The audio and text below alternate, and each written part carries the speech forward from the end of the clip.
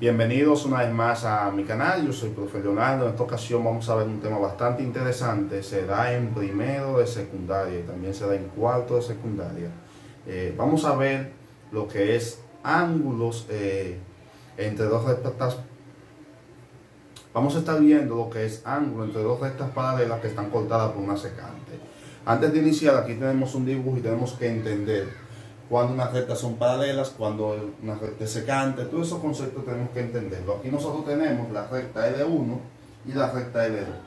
Dos rectas son paralelas cuando tienen la misma pendiente, tienen la misma dirección, tienen la misma distancia. O sea, la distancia de L1 y L2 es la misma. En este punto de acá, en este punto de acá, en cualquier punto es la misma distancia. Por lo tanto, van a tener la misma pendiente y van a ser rectas paralelas. Ahora bien, tenemos la recta L3, que es una secante. ¿Por qué esa recta es una secante? Porque corta a la recta L1 en un punto y corta a la recta L2 en un punto. El término secante es que corta en un punto. Entonces, cuando la corta no forma un ángulo de 90, porque si forma un ángulo de 90 grados va a ser entonces rectas perpendiculares, dejan de ser secantes. Por lo tanto, tiene que tener una inclinación como se ve acá. Entonces, cuando nosotros tenemos este dibujo, tenemos estas dos rectas paralelas que están cortadas por una secante, nosotros vamos a tener una serie de ángulos que se van a formar, específicamente 8 ángulos, y van a cumplir estas propiedades que vemos acá. Pero antes de, vamos a llenar acá las respuestas. Nosotros tenemos que L1 y L2 son lo que se conocen como las rectas paralelas en este caso. Entonces, L1 y L2 son paralelas, se simbolizan de esta forma. Son paralelas. L1 y L2 son rectas paralelas, ¿verdad? Ahora bien, la recta secante es la recta L3. Esa recta es la secante. Estas dos son las paralelas y esta es la secante. Vamos a ver aquí.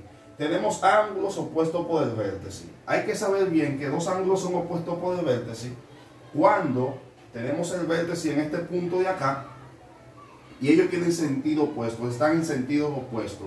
Por ejemplo, el 1 y el 3 están en sentido opuesto. Tenemos el vértice y ellos están en sentido opuesto. Por eso esos dos ángulos son opuestos por el vértice. Lo mismo pasa con el 4 y el 2, lo mismo pasa con el 5 y el 7, y lo mismo pasa con el 8 y el 6. Son ángulos que están opuestos a ese vértice que tienen en común. Entonces, el ángulo, vamos a tener aquí el ángulo 1 y el ángulo 3 son opuestos por el vértice. Esto significa ángulo. Esta parte de aquí significa ángulo.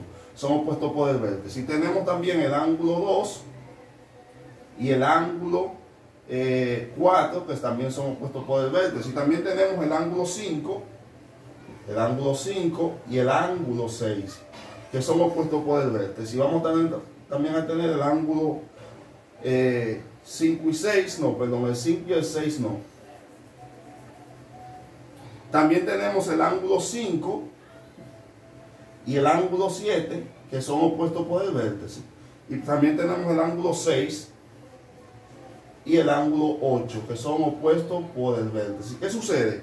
Que cuando dos ángulos son opuestos por el vértice y tienen la misma medida, o sea, su tamaño, su medida, su amplitud es la misma. Esto hay que tenerlo bien en claro, bien en cuenta, porque también lo vamos a usar para desarrollar ejercicios.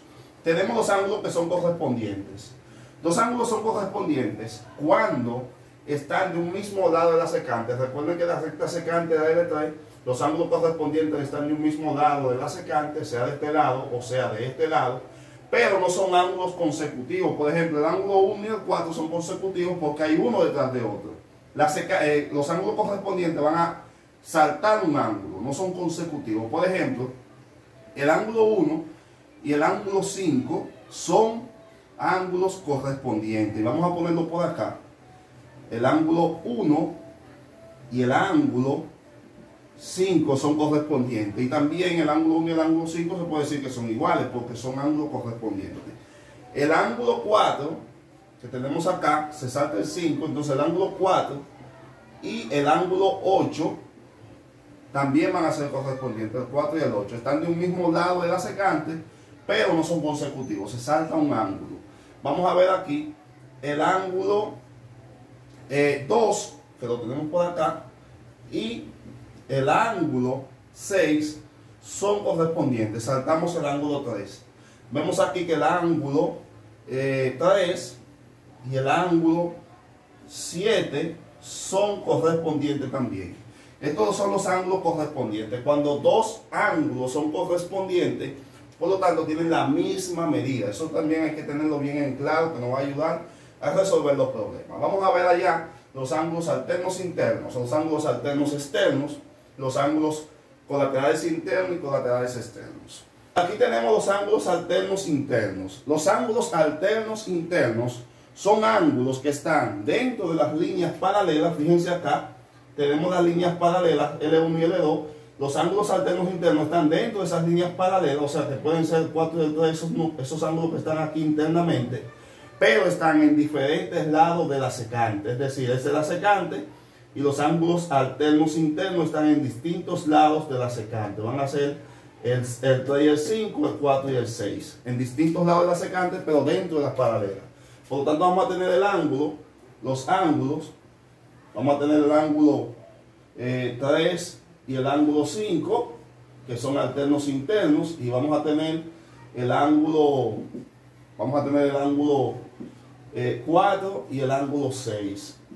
¿Qué sucede? Que cuando dos ángulos son alternos internos también tienen la misma medida, tienen el mismo tamaño, tienen la misma longitud, la misma amplitud.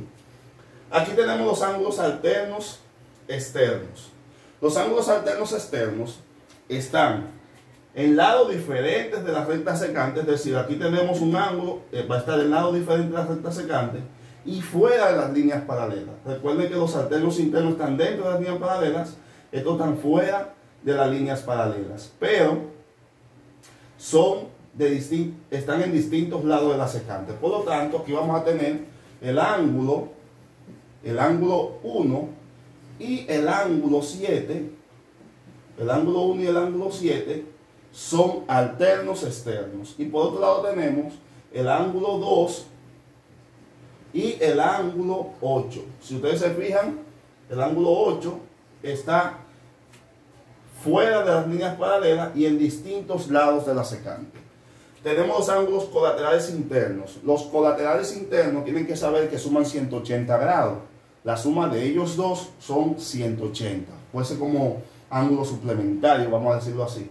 Pero suman 180. Los colaterales internos están dentro de las rectas paralelas y de un mismo lado de la secante. Eso quiere decir que como están dentro de las rectas paralelas, van a estar dentro de esas dos rectas y de un mismo lado de la secante. Va a ser entonces el ángulo 3 más el ángulo 6, tienen que sumar 180 grados, ¿verdad que sí? Y por otro lado vamos a tener los otros ángulos, que son el ángulo 4 más el ángulo 5, tiene que ser igual a 180 grados. Esos son los ángulos colaterales internos. Tenemos también los ángulos colaterales externos. Son ángulos que están fuera de las rectas paralelas, pero de un mismo lado de la recta secante. En este caso nosotros tenemos el ángulo 1 y 8 y tenemos el ángulo 2 y 7. Están fuera de las rectas paralelas y de un mismo lado de la recta secante. Y los ángulos colaterales externos también suman 180 grados. Entonces vamos a tener aquí que el ángulo 1 más el ángulo 8, que son colaterales externos, suman 180. Vamos a ponerlo por acá. Y que el ángulo 2 más el ángulo 7 también suman 180 grados. Hasta aquí el video de hoy. Si les gustó, se suscriben al canal, activan la campanita de notificaciones y comparten este contenido.